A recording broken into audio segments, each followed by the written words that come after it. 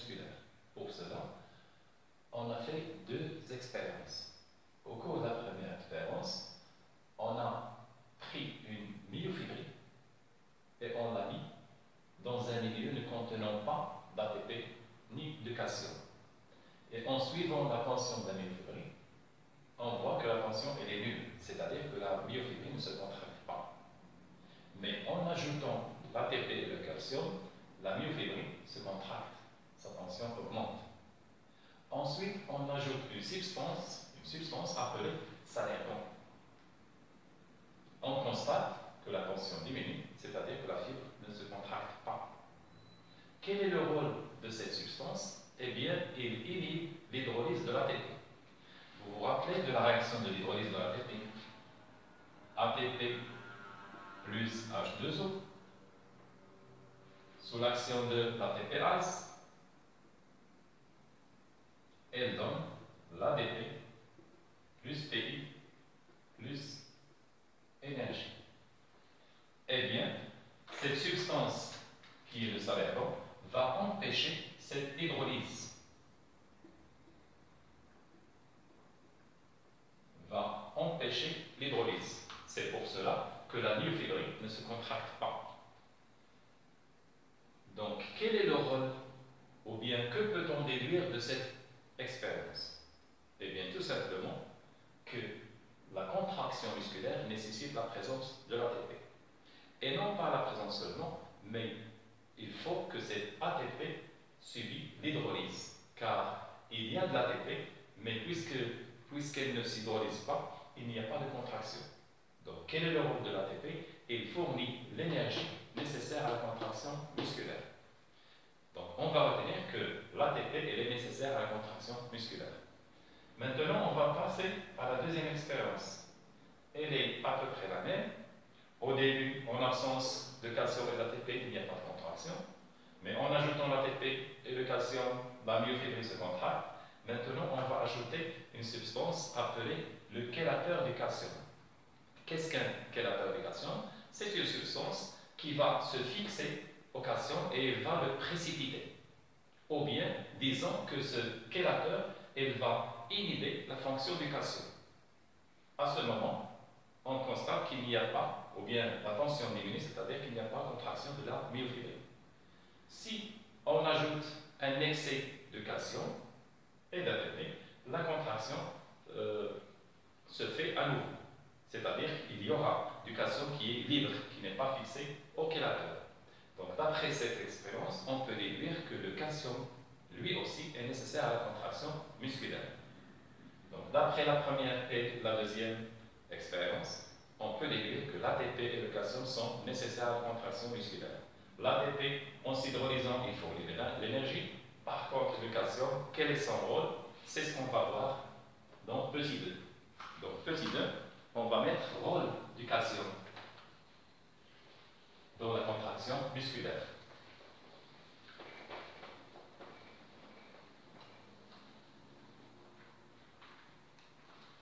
Petit 2, rôle du CA2+, dans la contraction musculaire. Vous vous rappelez que le biofilament d'actine, qui est fin, est formé de 3 types de protéines. L'actine globulaire, qui est la plus importante dans ce biofilament, c'est pour cela qu'on l'appelle biofilament d'actine. Il y a aussi la troponine et tropomyosine.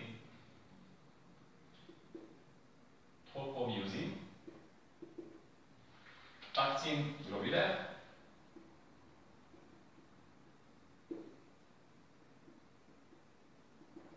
et la tropomyosine.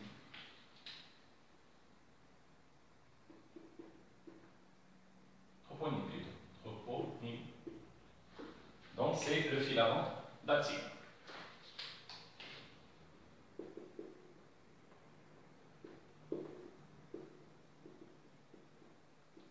Donc cette tropomyosine masque des sites, des endroits appelés sites de fixation des têtes de myosine, que je vais mettre sous forme de demi-cercle. demi-cercles.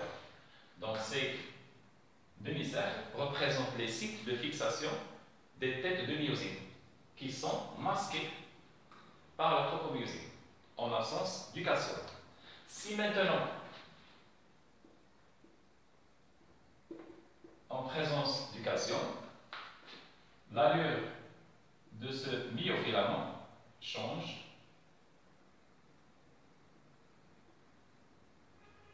en faisant montrer le rôle du calcium.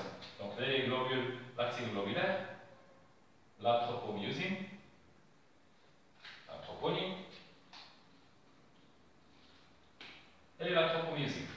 Donc en présence du calcium, ce calcium va se fixer sur la troponine, ce qui va faire déplacer la tropomyosine, c'est-à-dire qu'il va quitter son endroit ou bien son emplacement. Supposons qu'il va se déplacer dans ce sens. Il va se mettre ici, la tropomyosine.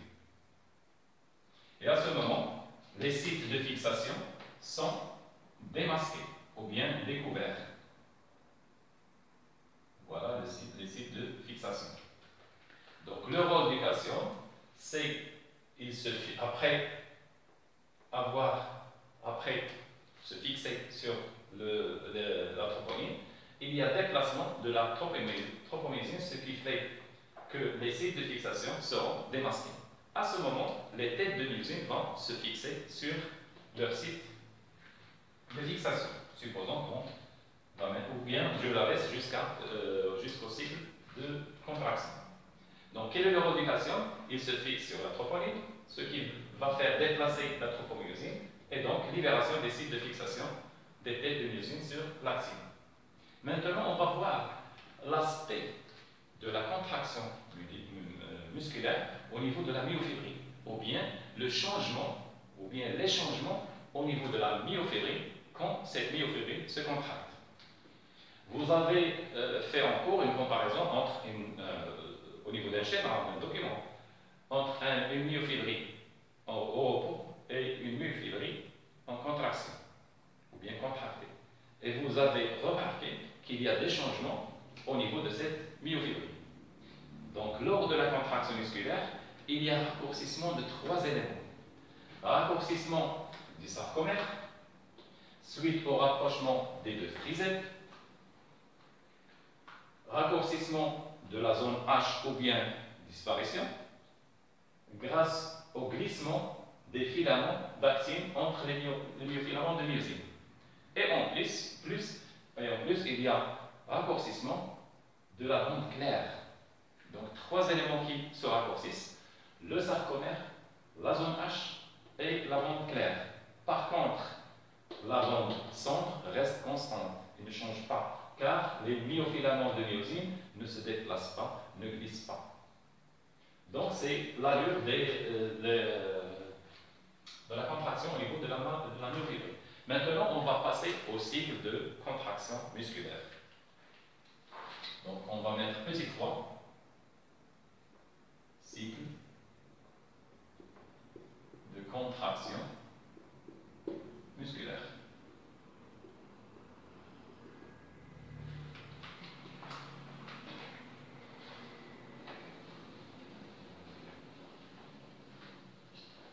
Donc je vais représenter cette partie.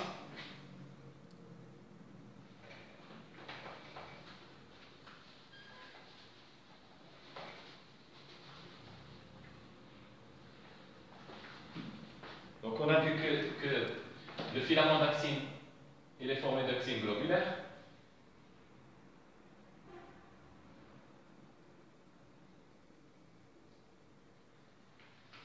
Tropomyosine, qui masque les sites de fixation dans le cas de l'absence du calcium. Donc c'est les sites de fixation. Et la troponine, en rouge. Pour le filament de myosine, qui est un filament épais, je vais représenter une seule molécule de myosine, avec sa tige et sa tête. Sur la tête de myosine, il y a l'ADP PI. Le PP. Ensuite, si on fait une excitation efficace, donc à la suite d'une excitation efficace,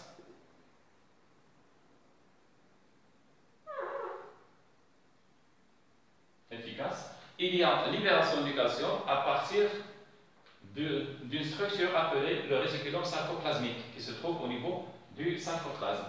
Donc je vais mettre libération du CR2+, à partir du réticulum sarcoplasmique. Que fait le calcium? On a dit qu'il se fixe sur la troponine.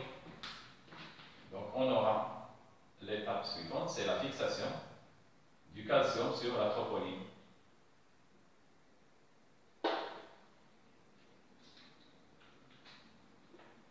La troponine et le calcium qui est fixé sur la troponine. Et on a dit que la fixation du calcium sur la troponine fait déplacer la tropomyosine. C'est-à-dire que la tropomyosine va se déplacer et se trouver dans cet endroit. Et à ce moment, les sites de fixation sont dégagés ou bien démasqués. Les sites de fixation. Et une fois les sites de fixation sont démasqués, que fait la tête de myosine? Il va se fixer sur le site. Et on aura l'aspect suivant. Le filament de myosine avec sa molécule qui va se fixer sur le site. Et il porte l'ADP-PI. Donc, cette fixation de la tête de myosine qui porte l'ADP-PI sur le site de fixation de l'actine est appelé le complexe actomyosine. Donc, après libération du calcium, le calcium se fixe sur la troponine, il y a déplacement de la tropomyosine, démasquage des sites de fixation et formation du complexe actomyosine par la fixation de la tête sur l'actine. On l'appelle aussi pont d'union ou bien pont transversal, ou certains collègues l'appellent pont actomyosine. Après cette fixation ou bien après la formation du complexe actomyosine, il y a libération du PI et de l'ADP.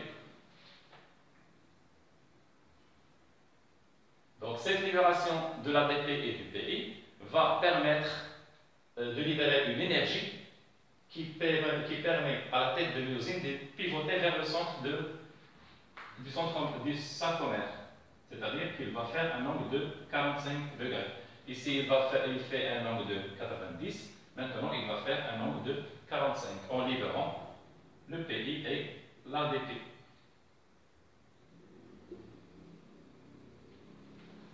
Et puisque la tête est fixée sur l'actine, le filament d'actine va glisser vers le centre du sarcomère. Donc je vais mettre. Donc il est fixé.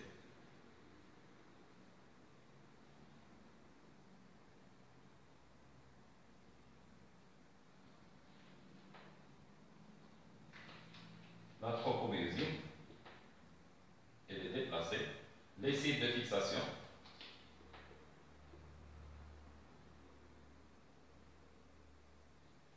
Et la troponine avec son calcium.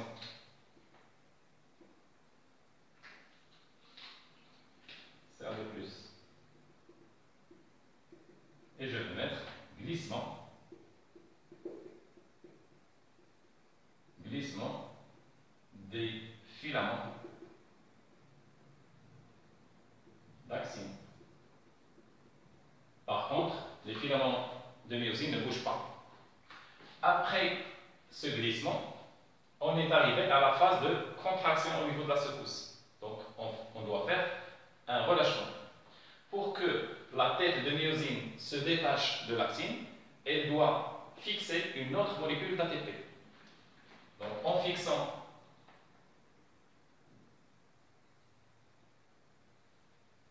une molécule d'ATP nouvelle, la tête de myosine se détache de l'actine.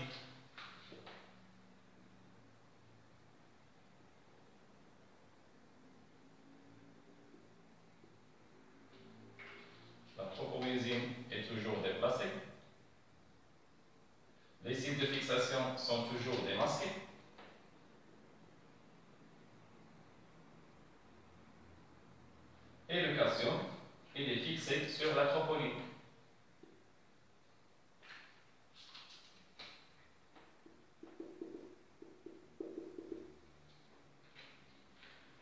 Donc à ce moment, en se fixant sur la tête de myosine, l'ATP va être hydrolysé et il va libérer une faible quantité d'énergie qui va servir à redresser la tête. De sorte que la tête va faire un nouveau angle droit avec le filament de myosine. Donc pour le redressement de la tête de myosine, l'ATP est hydrolysé, la tête est redressée, il fait 90 degrés, mais puisqu'on a fait une seule excitation, que fait le calcium? Il va être pompé à nouveau par le réticulum sarcoplasmique, c'est-à-dire il va retourner au réticulum sarcoplasmique. À ce moment, que fait la tropomyosine? Il va remasquer les cycles. Et on va se trouver dans cet état de relâchement.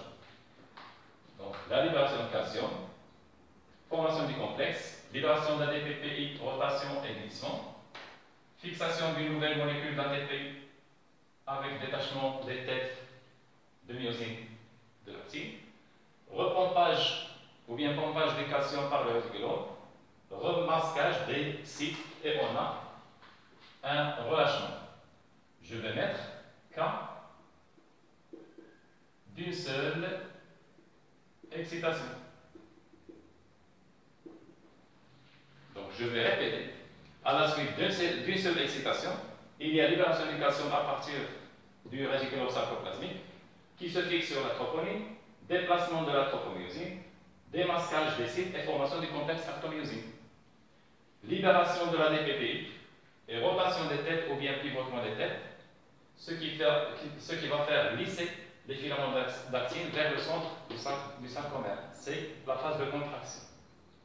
À la suite d'une fixation d'une nouvelle molécule sur la tête de myosine, cette tête se détache d'actine et il y aura hydrolyse d'ATP pour redresser la tête, repompage du calcium par le réticulum sarcoplasmique et relâchement.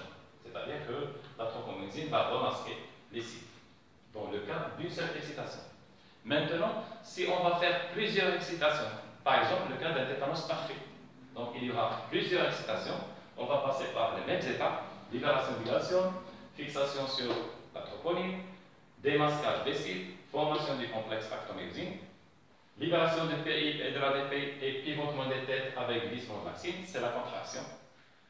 Nouvelle molécule d'ATP est fixée sur la tête, détachement des têtes de myosine de l'actine, redressement avec hydrolyse et libération d'une faible quantité d'énergie qui redresse la tête. Mais puisqu'on fait plusieurs excitations, le calcium reste fixé sur la troponine, c'est-à-dire que les cycles sont toujours démasqués. À ce moment, on va refaire le cycle, c'est-à-dire la tête va se redresser et va se fixer. Il y aura formation du complexe actomyosine et ainsi de suite jusqu'à ce qu'on arrête la stimulation. À ce moment, il y a repompage du calcium et on va vers le relâchement. Je vais mettre K de plusieurs excitations. Il y a une remarque. Dans le cas de la mort, il n'y aura pas d'ATP qui va détacher les têtes de myosine. C'est-à-dire qu'il n'y aura pas fixation d'une nouvelle molécule d'ATP. Donc les muscles restent contractés. C'est ce qu'on appelle la raideur cadavérique. Donc je vais mettre une flèche ici. En absence d'ATP,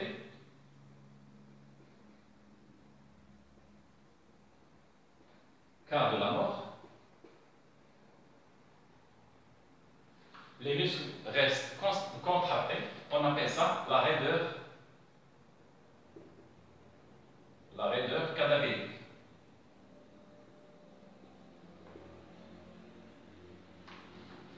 Donc, c'est un schéma du cycle de contraction cellulaire. On va passer maintenant à la régénération de l'ATP. Comment se fait la régénération de l'ATP? On sait, d'après ce schéma, que la contraction consomme l'ATP, mais même si l'ATP est consommée, sa réserve est toujours constante, c'est-à-dire qu'elle est régénérée. Quelles sont les voies de régénération de l'ATP, eh bien, il y a deux voies de régénération. Une voie qui nécessite la présence d'oxygène et une voie qui se fait sans oxygène. Donc, la voie en absence d'oxygène est appelée voie anaérobique. Donc, vous connaissez une réaction appelée la fermentation lactique. Eh bien, je vais mettre le grand 6, régénération, ou bien renouvellement de l'ATP. Et petit 1, voie anaérobique. Donc, lors de cette voie, il y a une réaction qui est très rapide, faisant intervenir une molécule appelée la phosphocréatine, qui va réagir avec une molécule d'ADP pour régénérer l'ATP. Donc, comment cela se fait? La créatine phosphate ou bien phosphocréatine, il va céder son phosphate à l'ADP. L'ADP, c'est une molécule adénosine diphosphate. En fixant une nouvelle molécule d'acide phosphorique, de PI, il va devenir ATP. Par contre, la phosphocréatine se transforme en créatine. Je vais mettre créatine, phosphocréatine.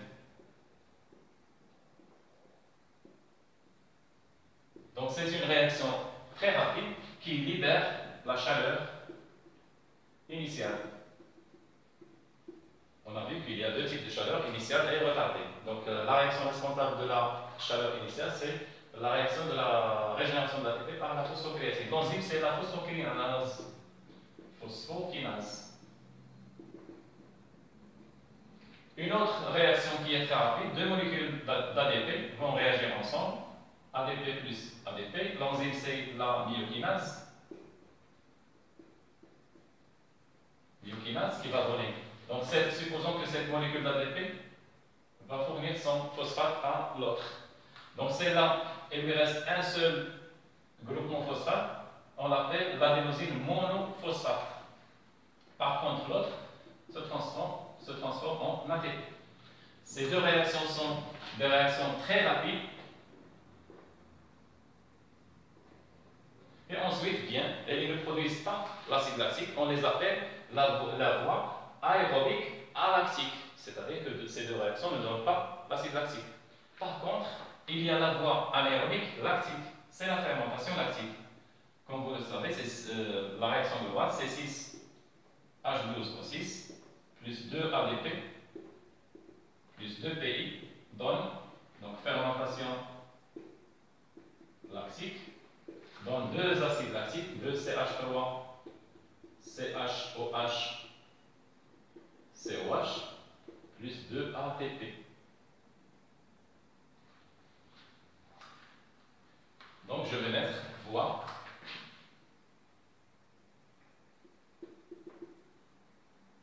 ou bien je vais les séparer.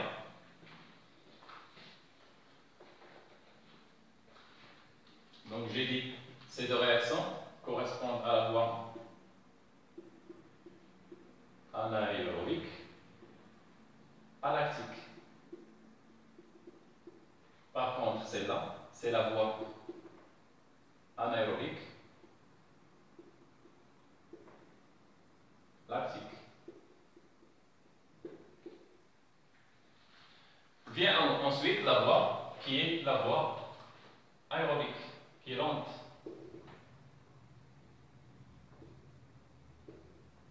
Qui est la respiration. Voie lente. C'est la respiration cellulaire. La réaction globale, c'est C6H12O6 plus 6CO2 plus 38 ADP plus 38 PI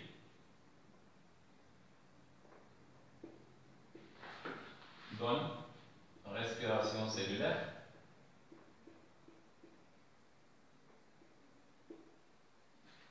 donne 6 CO2, 6 H2O plus 38 ATP plus chaleur retardée.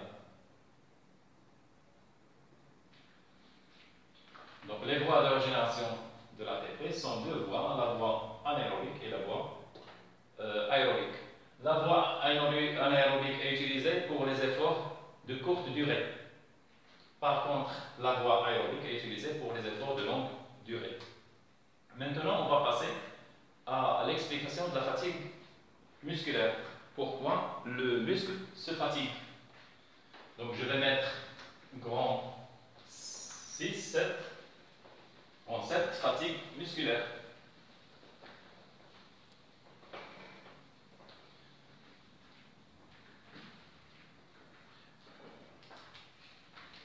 Grand 7, fatigue musculaire. Donc, si on demande à quelqu'un de faire un effort musculaire d'intensité croissante, effort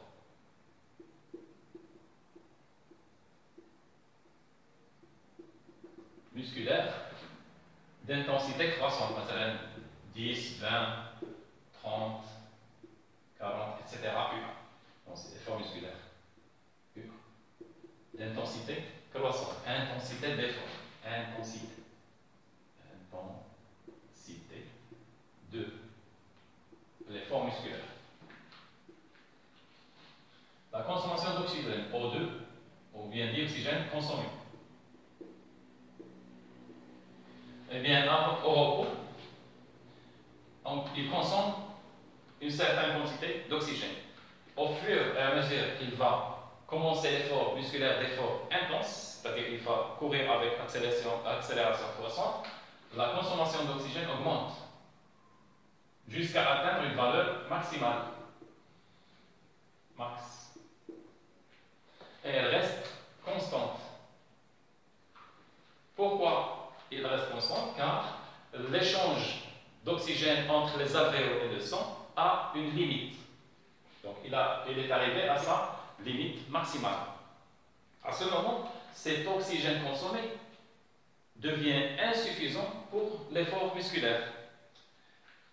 Dans ce cas, si je vais répartir l'effort en deux étapes, la première étape et la deuxième, à ce moment, quand l'oxygène devient insuffisant, le sujet va déclencher la fermentation.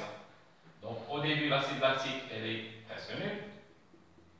Maintenant, il y a production d'acide lactique. Je vais mettre acide lactique. Donc pendant la première étape, la régénération de l'ATP se fait par voie aérobie, car il consomme l'oxygène sans production d'acide lactique. Je vais mettre voie aérobique. Par contre, lors de la deuxième étape, il consomme le maximum d'oxygène, c'est-à-dire qu'il respire, qu'il fait la respiration, mais en même temps, il cède avec de la respiration. Donc, je vais mettre voie aérobique plus voie anaérobique, c'est-à-dire la fermentation lactique. Eh bien, la production d'acide lactique au niveau du muscle va rendre le pH du muscle acide. Cette acidité va empêcher l'activité des enzymes qui participent à la contraction musculaire ou bien qui participent aux réactions de métabolisme énergétique. À ce moment, le sujet va arrêter il va se fatiguer. Je vais mettre fatigue avec arrêt de l'effort musculaire. Mais est-ce que sa respiration retrouve sa valeur initiale du repos? Non. Il va continuer à consommer une grande quantité d'oxygène par halètement. Je vais mettre halètement. C'est-à-dire le het. Donc pourquoi il consomme une grande quantité d'oxygène malgré qu'il ne fait pas d'effort? À quoi sert cet oxygène consommé lors de la phase de récupération? Quand on s'arrête, on récupère on consomme le maximum d'oxygène, ou bien une grande quantité d'oxygène malgré qu'on ne fait pas d'effort musculaire. Eh bien, cette respiration sert à produire l'ATP d'une part, et la consommation d'oxygène sert aussi à oxyder l'acide lactique. Il oxyde l'acide lactique en acide pyruvique, car l'origine de l'acide lactique, c'est l'acide pyruvique. Cette oxydation de l'acide lactique en acide pyruvique se fait au niveau du foie. Donc le sang va prendre l'acide lactique, l'emmener au foie pour l'oxyder en acide pyruvique. Une partie de l'ATP synthétisée par respiration au cours de la phase de récupération sert à régénérer la phosphocréatine.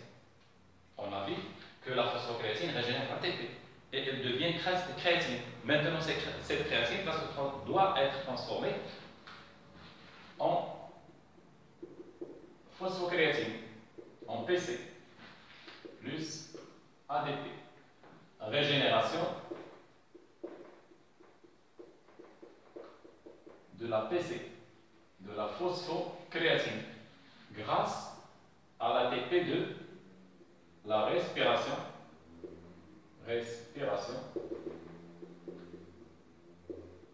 pendant la phase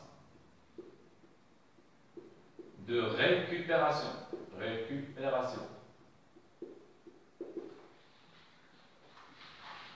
Donc, le ralaitement sert à consommer une grande quantité d'oxygène.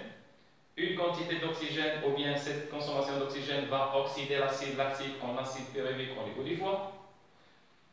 En plus, la ATP synthétisée grâce à la respiration de la phase de récupération, une partie de cette ATP, une partie sert à régénérer la phosphocréatine à partir de la créatine. On a fini avec l'unité 1 concernant la première partie qui était le métabolisme de la dégradation du glucose. Maintenant, on a fini avec la deuxième partie qui est le rôle du muscle dans la transmission de l'énergie chimique en énergie mécanique. N'oubliez pas de s'abonner à la chaîne, d'activer la cloche et de liker cette vidéo pour avoir du nouveau. Au revoir, à la prochaine fois, on va attaquer la partie information génétique.